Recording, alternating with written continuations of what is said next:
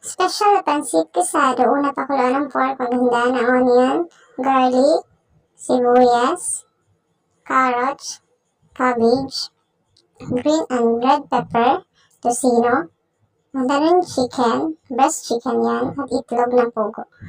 At ayan, hiniwa na yung karne na pinakuluan kanina. Sa isang pan, igisa ang bawang, sibuyas, dahon ng sibuyas, at saka yung chicken at tocino.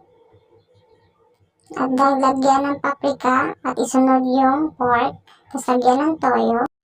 At isunod ang oyster, haluin mabuti.